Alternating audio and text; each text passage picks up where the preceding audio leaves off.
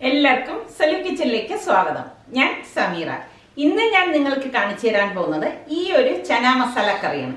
ഇത് അടിപൊളി ടേസ്റ്റ് ഉള്ള ഒരു കറിയാണ് കേട്ടോ. ഞാൻ പറയുന്നത് പോലെ തന്നെ നിങ്ങൾ ഒന്ന് ഉണ്ടാക്കി നോക്കിയിട്ട് എൻ്റെ അടുത്ത് അഭിപ്രായം പറയണേ. അപ്പൊ ഇതെങ്ങനെയാണ് തയ്യാറാക്കുന്നത് നമുക്ക് നോക്കാം. ഞാനിവിടെ 2.5 കപ്പ് കടല 6 മണിക്കൂർ മുന്നേ വെള്ളത്തിൽ കുതിർത്തെടുത്ത് വെച്ചിരിക്കുന്നതാണ്. ഇനി ഇത് നന്നായിട്ടൊന്ന് വാഷ് ചെയ്ത് ഡ്രെയിൻ ചെയ്തെടുത്തിട്ട് വരാം. ഇതിവിടെ ഞാൻ നന്നായിട്ട് കഴുകി ഡ്രെയിൻ ചെയ്തെടുത്ത് വെച്ചിരിക്കുന്നതാണ്.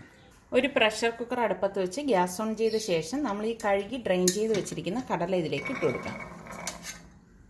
ഇനി ഇതിലേക്ക് 1/2 ടീസ്പൂൺ മഞ്ഞൾപ്പൊടി കൂടി ഇട്ട് കൊടുക്കണം. പിന്നെ ഇതിലേക്ക് പാകത്തിനുള്ള ഉപ്പും 3.5 കപ്പ് വെള്ളം കൂടി ഒഴിച്ചു കൊടുക്കണം. ഇതുപോലെ ഒന്ന് ഇളക്കി കൊടുക്കണം. ഉപ്പ് എല്ലായിടത്തും വരാൻ വേണ്ടിയിട്ടാണ് നമ്മളിങ്ങനെ ഇളക്കി കൊടുക്കുന്നത്.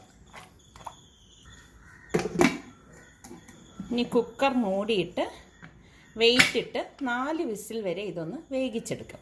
കടല വേകുന്ന സമയം കൊണ്ട് നമുക്ക് ഇതിലേക്ക് വേണ്ട മസാല തയ്യാറാക്കിയെടുക്കാം. മസാല തയ്യാറാക്കാൻ വേണ്ടിയിട്ട് ഞാനിവിടെ ഒരു പാൻ അടുപ്പത്ത് വെച്ചിട്ടുണ്ട്. ഇതിലേക്ക് ഞാനൊരു 3 ടേബിൾ സ്പൂൺ ഓയിൽ ഒഴിച്ചു കൊടുക്കുകയാണ്.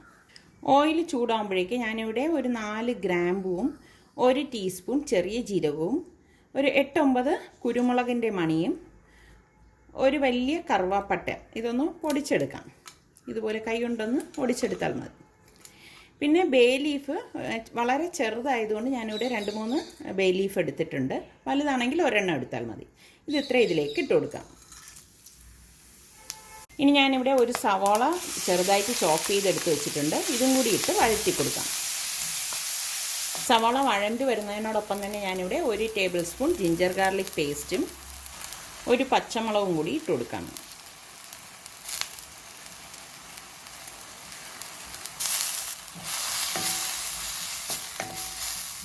ഉള്ളി ഇവിടെ നന്നായിട്ട് വഴണ്ട് വന്നിട്ടുണ്ട്. ഇനി നമുക്കിതിലേക്ക് പൊടികൾ ഇട്ട് കൊടുക്കാം. ഞാനിതിലേക്ക് 1.5 ടേബിൾ സ്പൂൺ കാശ്മീരി ചില്ലി പൗഡറും 1 ടേബിൾ സ്പൂൺ മല്ലിപ്പൊടിയും 1 ടീസ്പൂൺ മഞ്ഞൾപ്പൊടിയും 1/2 ടീസ്പൂൺ ചെറിയ ജീരകത്തിൻ്റെ പൊടിയും 1/2 ടീസ്പൂൺ ഡ്രൈ മാംഗോ പൗഡറും ഈ മസാലയ്ക്ക് ആവശ്യത്തിനുള്ള ഉപ്പും കൂടിയിട്ട് ഇളക്കി കൊടുക്കാം. ഉപ്പിടുമ്പോൾ ശ്രദ്ധിക്കണം, കടല വേവിച്ചതിൽ നമ്മൾ ഉപ്പിട്ടിട്ടാണ് വേവിച്ചിരിക്കുന്നത്.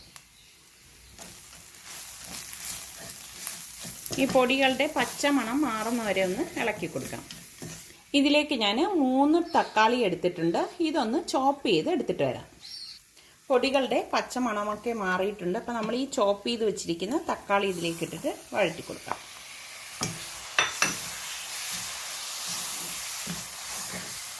ഇനി ഇത് മൂടി വെച്ച് വേവിച്ചെടുക്കാം. ഇടയ്ക്ക് ഇതിൻ്റെ അടപ്പ് മാറ്റിയിട്ട് ഒന്ന് ഇളക്കി കൊടുക്കണം. ഈ സമയത്ത് നമ്മൾ ഒട്ടും വെള്ളം ചേർക്കരുത് കേട്ടോ.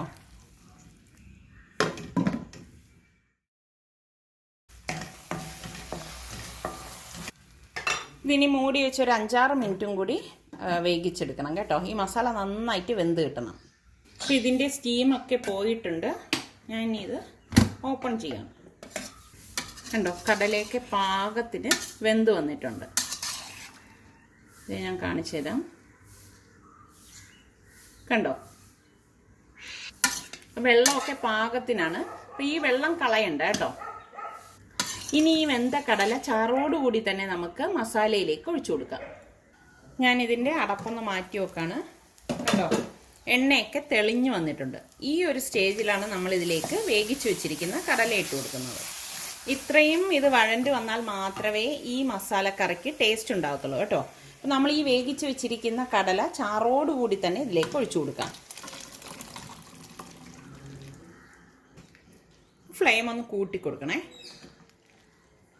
അപ്പോൾ നമ്മളുടെ സലു കിച്ചൻ ഇനിയും സബ്സ്ക്രൈബ് ചെയ്യാത്തവരുണ്ടെങ്കിൽ ഈസി റെസിപ്പികൾക്കായി സലു കിച്ചൻ സബ്സ്ക്രൈബ് ചെയ്യാനും പിന്നെ നിങ്ങൾക്ക് എൻ്റെ ഈ റെസിപ്പീസൊക്കെ ഇഷ്ടപ്പെടുകയാണെങ്കിൽ ഇതിൻ്റെയൊക്കെ ലിങ്ക് ഷെയർ ചെയ്യാനും ലൈക്ക് ചെയ്യാനും കമൻറ്റ് ചെയ്യാനും ഒന്നും മറക്കരുത് കേട്ടോ. ഇന്ന് നമ്മളുടെ സലു പ്ലസിൽ വീഡിയോ പോസ്റ്റ് ചെയ്തിട്ടുണ്ട്. അപ്പോൾ കാണാത്തവരുണ്ടെങ്കിൽ കണ്ടു നോക്കുക കേട്ടോ. കണ്ടു നോക്കിയാൽ മാത്രം പോരാ, എങ്ങനെയുണ്ടെന്ന് അഭിപ്രായം പറയുകയും വേണം. ഇനി ഇതൊന്ന് തിളക്കട്ടെ. അഡീഷണലായിട്ട് നമ്മളിനി വെള്ളം ചേർത്ത് കൊടുക്കേണ്ട ആവശ്യമില്ല. ഇനി ഇതിലേക്ക് ഞാനിതുപോലെ 1 ടേബിൾ സ്പൂൺ കസൂരി മേത്തി എടുത്തിട്ടുണ്ട്. അതൊന്ന് നന്നായിട്ടൊന്ന് പൊടിച്ച് ഇതിലേക്ക് ഇട്ട് കൊടുക്കാം.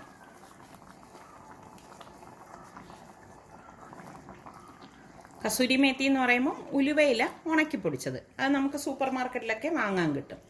ശരിക്കൊരു ഡിഫറെൻറ്റ് ടേസ്റ്റാണ് ഈ മസാലക്കറിക്ക് കേട്ടോ. ഇതുപോലെ തിള വരുമ്പോഴേക്കും ഞാനിവിടെ കുറച്ച് മല്ലിയില എടുത്തിട്ടുണ്ട്. അതൊന്ന് കട്ട് ചെയ്തിട്ട് കൊടുക്കാം. ഇനി നമുക്കിത് ചൂടോടെ തന്നെ സെർവ് ചെയ്യാവുന്നതാണ്. പൂരിക്കും ഭട്ടൂരയ്ക്കും ചപ്പാത്തിക്കും അപ്പത്തിനും ഇടിയപ്പത്തിനും ഒക്കെ പറ്റിയ അടിപൊളി കറിയാണ് കേട്ടോ ഇത്. അപ്പം ഞാൻ ഇനി ഇതൊരു സെർവിങ് പ്ലേറ്റിലേക്ക് മാറ്റുവാണ്.